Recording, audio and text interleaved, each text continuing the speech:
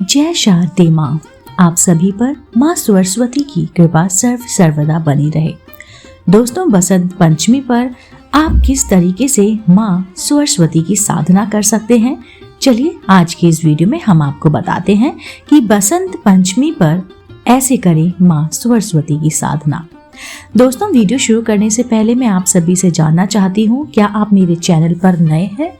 अगर हाँ, तो आप मेरे चैनल आध्यात्मिक कहानियों को तुरंत से सब्सक्राइब कर लीजिए, क्योंकि ऐसी ही धार्मिक पौराणिक कहानी कथाएं हम अपने चैनल द्वारा आप तक पहुंचाते रहते हैं। चलिए वीडियो शुरू करते हैं। शरद ऋतु समाप्त होते ही मन भावन बसंत ऋतु का आगमन होता है। बसंत पंचमी का त्योहार उमंग और उत्साह से भरपूर होता है। पुराने समय से ही बसंत पंचमी का त्योहार उल्लास के साथ मनाया जाता है। आज के समय में भारत के अलग अलग भागों में ये त्योहार अलग अलग रूपों में मनाया जाता है। माघ महीने की शुक्ल पक्ष और शुक्ल पक्षमी पंचमी के दिन इस पर्व को मनाया जाता है। इस समय शरद ऋतु समाप्ति की ओर होती है और ग्रीष्म ऋतु का आगमन होता है।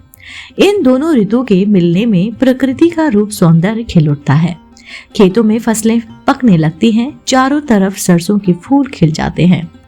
अपनी फसल को देखकर किसान खुश हो जाते हैं। चारों तरफ हरियाली की चादर फैल जाती है और उन पर जैसे किसी चित्रकार ने अलग अलग रंगों और आकार से फूलों को सजा दिया हो, ऐसा प्रतीत होता है। बसंत पंचमी के दिन प्रकृति की खूबसूरती देखते ही बनती है। चलिए जानते हैं बसंत पंचमी के दिन पूजा करने के अलग अलग नियम क्या क्या हैं। बसंत ऋतु को कामोदीपक भी कहा जाता है, क्योंकि इस ऋतु में ही सभी प्राणियों में संस्कार होता है और वे प्रेमालाप में लीन हो जाते हैं। इसके अलावा हिंदू धर्म में रति और कामदेव की पूजा करने का भी प्रचलन है। गृहस्थ सुख और सुखी दंपत्य जीवन की कामना के लिए गृहस्थ या फिर महिलाएं इस दिन अक्षत का अष्टदल बनाकर उन पर जल से भरा हुआ कलश स्थापित करती हैं। इस कलश में गेहूं और जौ की बालियां लगाई जाती हैं और फिर सबसे पहले गणेश जी की पूजा की जाती है। इसके पश्चात रति और कामदेव की पूजा की जाती है। रति और कामदेव का पूजन करते समय पीले प्रसाद का प्रयोग किया जाता है। गेहूं और जौ की बालियों और गुलाल के चींटे मारकर भगवान से प्रार्थना की जाती है कि पति पत्नी में हमेशा प्रेम प्रभाव बना रहे और सुख दाम्पत्य जीवन व्यतीत कर सके। इस दिन समान पर्व पद्धति के समान घर का शोधन लेपन करके पीले वस्त्र पहनकर वर्णात्मक छंदों का उच्चारण करके केसरिया हल्दी मिश्रित हलवे से आहुतियां देनी चाहिए और अपनी सुविधा अनुसार दोपहर में परिवार के सभी लोगों के साथ पुष्प वाटिका में घूमना चाहिए। इस दिन भगवान विष्णु की पूजा का भी नियम है। इस दिन कामदेव के साथ रति और सरस्वती माँ का पूजन भी किया जाता है। माँ सरस्वती की पूजा से पहले विधि पूर्वक कलश की स्थापना करके गणेश, सूर्य, विष्णु और महादेव की पूजा करनी चाहिए। उत्तर प्रदेश में इसी दिन फाग उखाड़ा यानी कि फाग उड़ाना शुरू कर देते हैं, जिसे क्रम फाल्गुनी की पूर्णिमा तक चलता है। बसंत पंचमी के दिन किसान अन्न में गुड़ और घी मिलाकर अग्नि को और अपने पितृ तर्पण भी करते हैं। बसंत पंचमी का महत्व क्या है, चलिए जानते हैं। ज्योतिष दृष्टि से भी बसंत पंचमी को बहुत महत्वपूर्ण माना गया है। बसंत ऋतु को प्रकृति के आनंद का ऋतु माना जाता है। काम और बुद्धि का अनुष्ठान संगम इस महोत्सव में देखने को मिलता है, जिसकी संदेश है कि काम जीवन में बुद्धिमत्ता पूर्ण होता है। पंचम व सप्तम भाव के स्वामी ग्रहों का संबंध बुद्धि, विवेक और अपनी पसंद के अनुसार जीवन साथी चुनने का वजह बनता है। काम या प्रेमालाप के लिए साहस, पसंद और भाग्य होना भी जरूरी होता है। कुंडली में साहस के लिए, पराक्रम, पसंद के लिए पंचम और भाग्य के लिए नवम भाव पर विचार किया जाता है। सप्तम भाव जीवन साथी का है, जो काम और प्रेम के भौतिक परिणाम का भाव होता है। काम और प्रेम में चंद्रमा, शुक्र और मंगल की भूमिका बहुत महत्वपूर्ण है। चंद्रमा मन का कारक होता है। इसकी कलाएं लगातार आकर्षण को बढ़ाने का काम करती हैं। मन की चंचलता पर चंद्रमा का आधिपत्य कायम रहता है। मन ही व्यक्ति और नापसंद जाहिर करता है, इसलिए जिस व्यक्ति का चंद्र प्रधान होता है वह व्यक्ति हमेशा अपने मन का राजा होता है। ऐसा व्यक्ति हमेशा अपने मन के अनुसार काम करता है। मंगल साहस, पराक्रम और ऊर्जा का प्रतीक होता है। स्त्री के जीवन में अर्ध मंगल की भूमिका बहुत महत्व रखती है, क्योंकि यह ऋतु चक्र का निर्धारण कर संतानोत्पत्ति का कारण बनता है। शुक्र का काम जीवन, चमक दमक और विपरीत लिंग के प्रति आकर्षक का कारण होता है। बसंत ऋतु में आप देख सकते हैं कि पक्षियों में अलग अलग जीव जंतुओं के बीच प्रेमा भाव बढ़ जाता है। बसंत पंचमी और माँ सरस्वती क्यों की जाती है? आखिर माँ सरस्वती की पूजा बसंत पंचमी पर। दोस्तों, बसंत पंचमी बहुत आनंद और उल्लास का त्योहार होता है। साधकों के लिए ये त्योहार बहुत महत्वपूर्ण है। जो लोग आध्यात्मिक में रुचि रखते हैं वो इस दिन की प्रतीक्षा माँ सरस्वती को सिद्ध करने के लिए पूजा करते हैं। माँ सरस्वती ज्ञान की देवी है और ज्ञान सभी मनुष्य के लिए जरूरी होता है, चाहे वह किसी भी उम्र का हो। ज्ञान एक ऐसी शक्ति है जिसके माध्यम से मनुष्य सभी कठिनाइयों को पार कर सकता है और सफलता को छू सकता है। माता सरस्वती शारदा देवी मन, बुद्धि और ज्ञान की अधिष्ठात्री देवी मानी जाती हैं। माँ सरस्वती का स्वरूप क्या है? विद्या की देवी सरस्वती हंस वाहिनी, श्वेत वस्त्र, चार भुजाधारी और वीणा वादिनी है। इसलिए उन्हें संगीत और अन्य ललित कलाओं की अष्टधात्री भी कहा जाता है। शुद्धता, पवित्रता, मनोयोग पूर्व निर्मल मन से माँ सरस्वती की उपासना करने से माता सरस्वती पूर्ण फल प्रदान करती हैं। माता सरस्वती की साधना करने से मनुष्य विद्या, बुद्धि और नाना प्रकार की कलाओं में सिद्ध और सफल होता है और उनकी सभी मनोकामनाएं पूर्ण होती हैं। माता सरस्वती की उत्पत्ति को लेकर बहुत सी कथाएं प्रचलित हैं, जिसमें से एक कथा हम आपको सुनाते हैं। भगवान विष्णु की आज्ञा का पालन करते हुए जब प्रजापति ब्रह्म जी सृष्टि की रचना कर रहे थे और देखते ही उन्हें चारों तरफ निर्जन वन दिखाई देता है। चारों तरफ उदासी से भरा हुआ वातावरण मौन सा प्रतीत होता है। यह देखकर ब्रह्म जी उदासी हो जाते हैं और उदासी को दूर करने के लिए अपने कमंडल से जल छिड़कते हैं और उन जल के कण कण से पड़ते ही वृक्षों से एक ऐसी शक्ति उत्पन्न होती है जो दोनों हाथों में वीणा बजा रही थी और दोनों हाथों में पुस्तक और माला धारण की थी। ब्रह्म जी उस देवी से वीणा बजाकर पूरे संसार की उदासी दूर करने के लिए कहते हैं।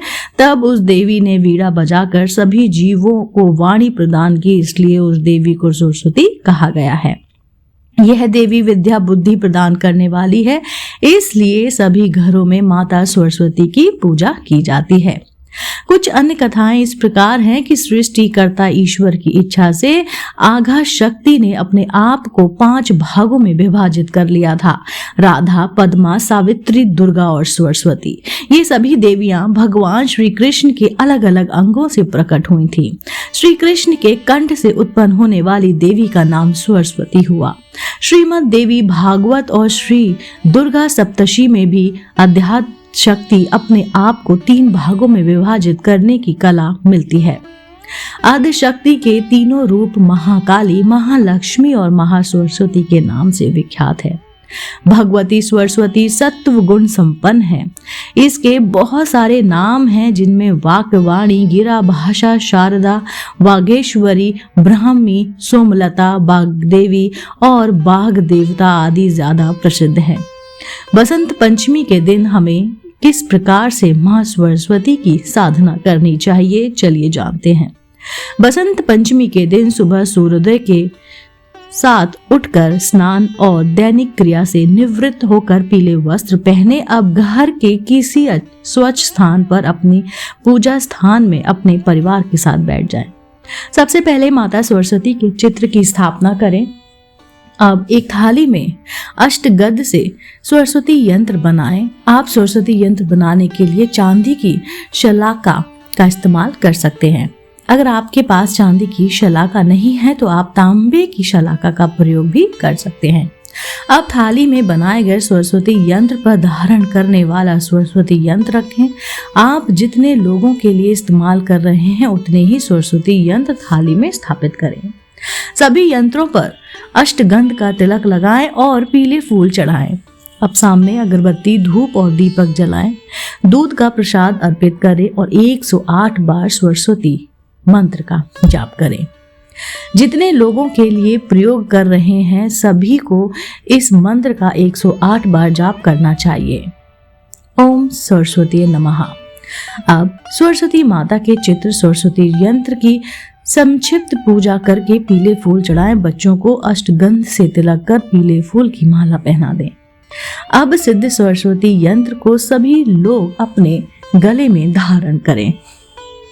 इसके बाद चांदी या फिर तांबे की शकाला से अष्टगंध द्वारा प्रत्येक साधक बालक बालिका आदि की जीभ पर सरस्वती बीज मंत्र एवं लिखे। हर बार लिखने से पहले शलाका को साफ पानी से धो लें। यह साधना पूरी करने से मनुष्य वाक्पटु हो जाता है, अर्थात वह बहुत ही अच्छा वक्ता बन जाता है। वह जो भी बात करता है श्रोता उसे सुनकर मंत्र मुग्ध हो जाता है। इस साधना को करने से मनुष्य को हजारों श्लोक और मंत्र आसानी से याद हो जाते हैं। घर के बच्चों को ये प्रयोग कराने से उनका मन पढ़ाई में लगने लगता है। परीक्षा में श्रेष्ठ अंक प्राप्त वह हमेशा सबसे आगे रहता है। इस साधना के बाद साधक की वाणी में ओजस्विता आ जाती है और लोग उनकी बात मानने के लिए मजबूर हो जाते हैं। इसलिए इस साधना को राजनेता, अध्यापक, लीडर, उच्च अधिकारी को जरूर करना चाहिए। माँ सरस्वती की यह साधना जो भी बालिका करती है तो भविष्य में उसे श्रेष्ठ, ज्ञानवान और सदाचारी पति मिलता है। माँ सरस्वती की साधना बहुत ही महत्वपूर्ण होती है, इसलिए इसे सभी को करना चाहिए और अपने ज्ञान और विवेक के भंडार को बढ़ाना चाहिए। माँ सरस्वती को बुद्धि की देवी माना जाता है। दूसरे प्रधान देव गणपति भी बुद्धि के देवता माने जाते हैं, परंतु इसका ये बिल्कुल भी अर्थ नहीं है कि दूसरे देवता विद्या बुद्धि प्रदान नहीं करते हैं। हर देव का मूल स्वरूप ब्रह्म में होता है। ब्रह्मांड में समस्त शक्तियों के वही अधिपति है और वह अपने भक्तों की मनोवांछित कामनाओं की पूर्ति के लिए समर्थ है। इसी सृष्टि से भगवान हनुमान भी विद्या बुद्धि प्रदान करते हैं। तंत्रों में ऐसे बहुत सारे प्रयोग वर्णित किए गए हैं जिसके द्वारा ज्ञान प्राप्ति और ज्ञान की बुद्धि के कार्य सिद्ध किए जा सकते हैं। हनुमान जी के 28 नामों का स्मरण इस कार्य के लिए सबसे महत्वपूर्ण है। पूरी श्रद्धा के साथ अगर कोई भगवान के 28 नामों का स्मरण करता है तो व्यक्ति भी परम वचन और उत्तम वक्ता बन जाता है। भगवान के 28 नामों का जाप करने से महान ज्ञान की प्राप्ति होती है। जय मां सरस्वती। आप सभी को बसंत पंचमी की ढेरों ढेरों शुभकामनाएं। दोस्तों, मुझे इजाजत दीजिए, मैं फिर से उपस्थित होती हूँ इसी चैनल पर नई रोचक जानकारी और कहानी के साथ। आप देख रहे थे आपका अपना पसंदीदा यूट्यूब चैनल आध्यात्मिक कहानियाँ।